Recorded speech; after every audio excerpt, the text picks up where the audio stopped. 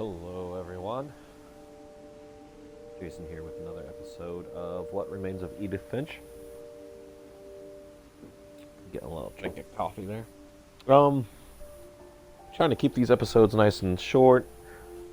We are about to find out what happened to her brother Milton after Edie. I think they said Edie bought him or made him a castle. So, here we go again.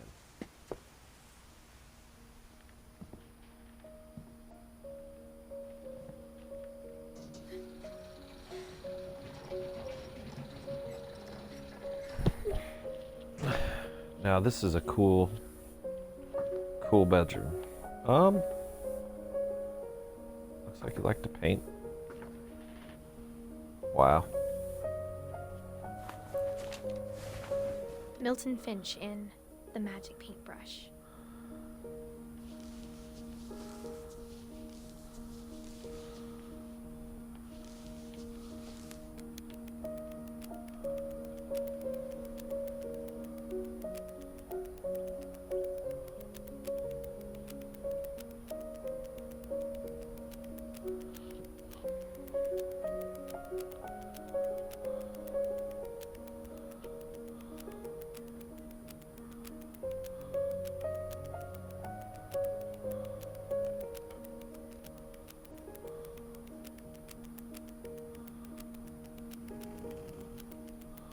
Painted the door to somewhere, then disappeared.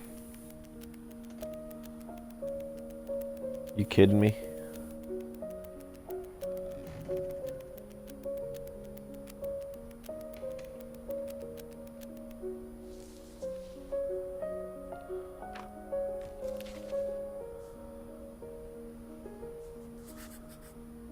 I was 4 when Milton disappeared.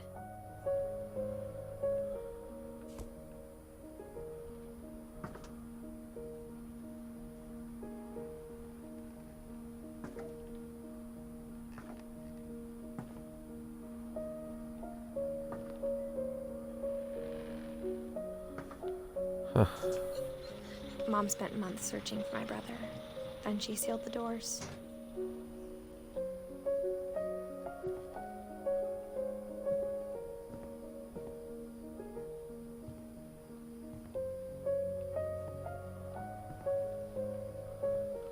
That's really sad.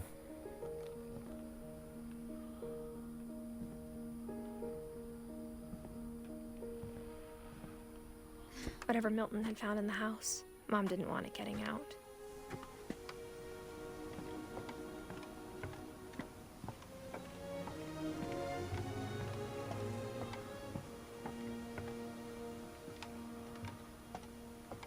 Just walking around seeing if there's anything special. It's crazy that house is still there in the tide. I figured that would be gone. Let's keep going up. Let's go find out about Mom myself. definitely blamed Edie, but I think Lewis blamed himself.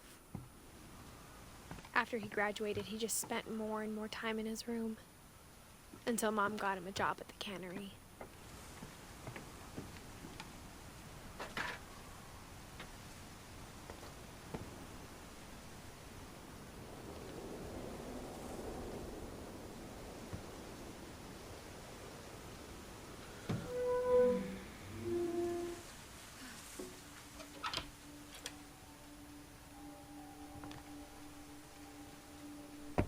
So Milton just straight up disappeared. Interesting. Lewis's room smelled Same. very, very familiar. That part of him lived on.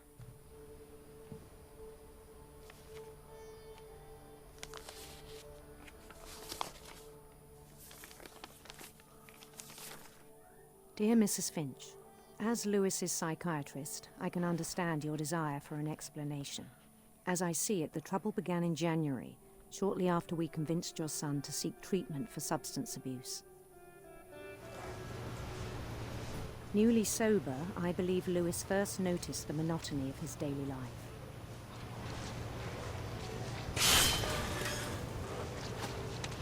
He kept working at the cannery. but he withdrew part of himself. In our sessions, I saw the same behavior. His mind began to wander. I asked him to describe it.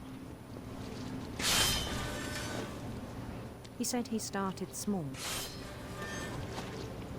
imagining a labyrinth. He'd feel his way about. Then something moved. Bats. And toads.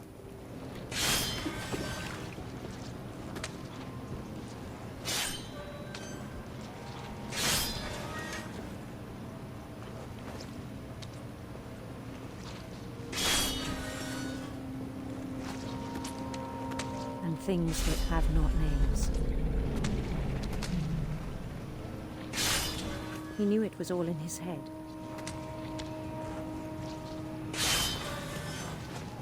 But he took it very seriously. I had hoped he'd find himself.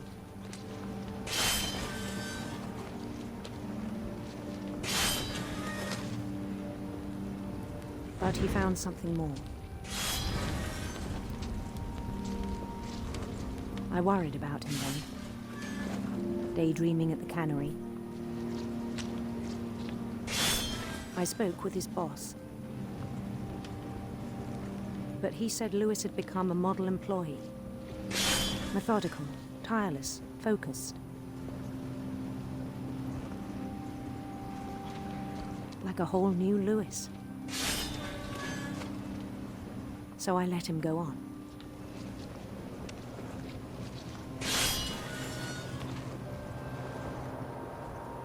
I even encouraged him. It seemed very promising at first. Uh-oh.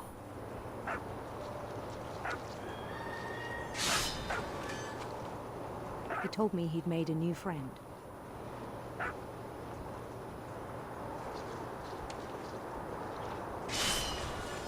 On the edge of a city he named Lewis Topia.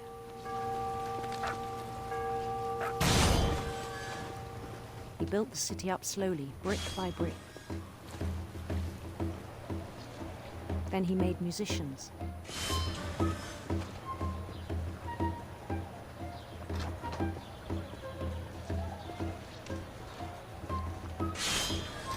And songs for them to play. He talked about starting a band. And he was always humming something. Every day his imagination grew stronger.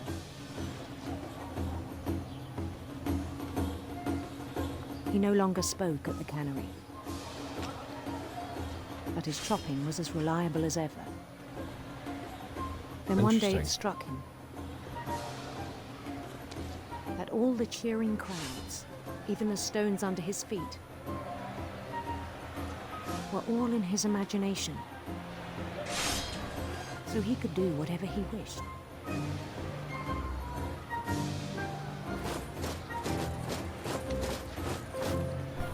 He held an election for mayor. And he won.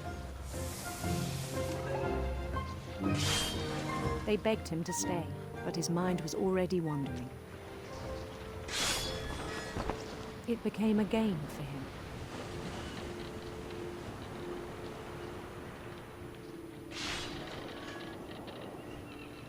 He'd conquer a city, then immediately push on. New Louisville.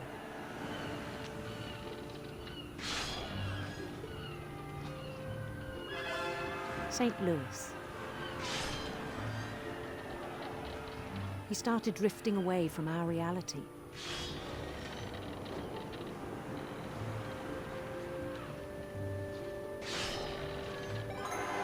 Minneapolis, until one day he forgot to go home from the cannery. Even as his mother pleaded with him, part of Lewis kept sailing on.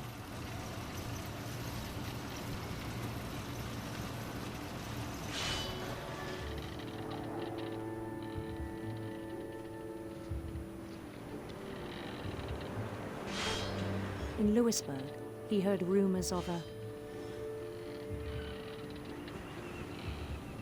Handsome queen.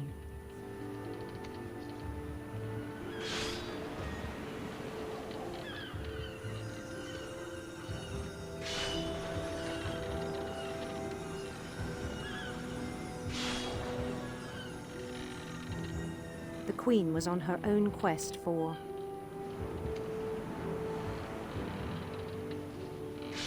radiant rainbows.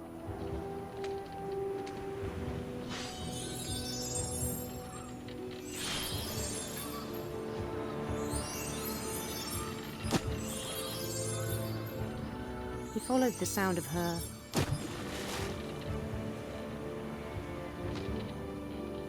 electric sitar.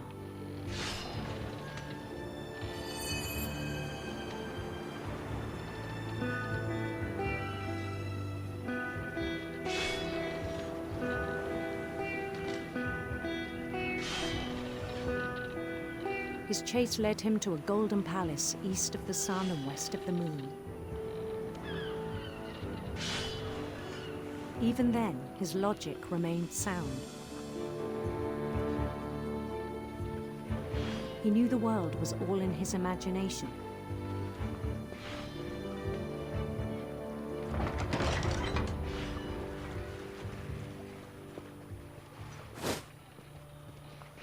But he was so proud of having created it.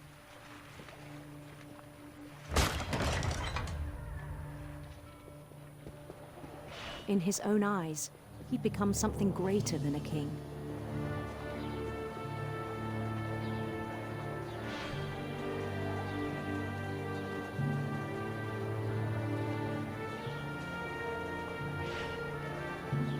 For someone who'd never known success in the real world, I think it was overwhelming. And then it struck him that the real Lewis was not the one chopping salmon, but the one climbing the steps of a golden palace.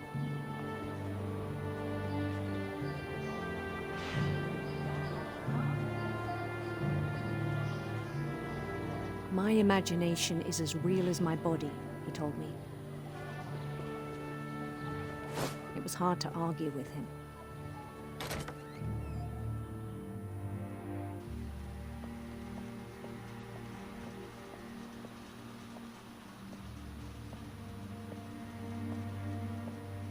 He began to forget the world we know.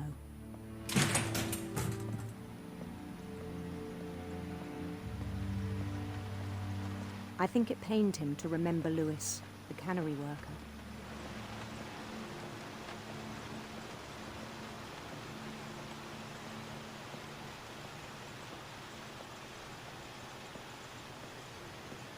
He began to despise the man with a royal contempt.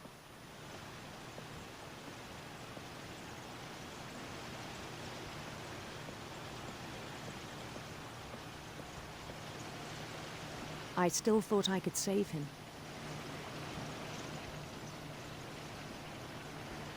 Even after he said he was being crowned king over all the lands of wonder.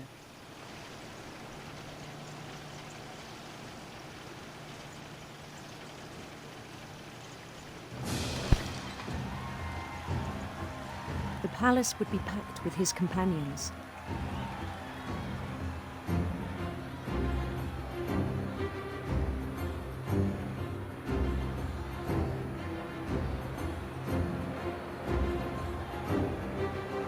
Including the wise Calico who'd insisted on advising him.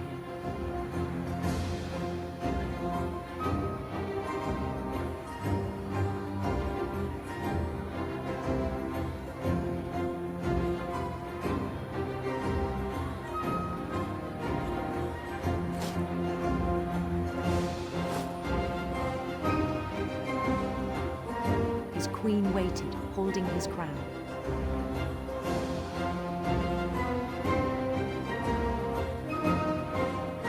There was only one thing left to do.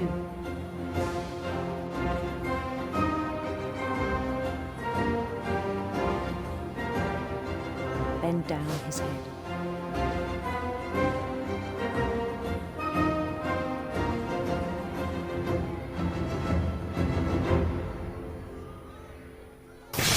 Oh boy. The rest I think you know.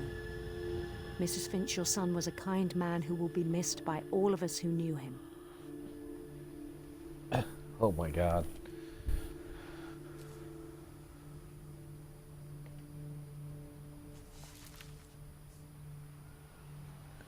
My brother was really cool. Ridiculous. I wish you could have met him.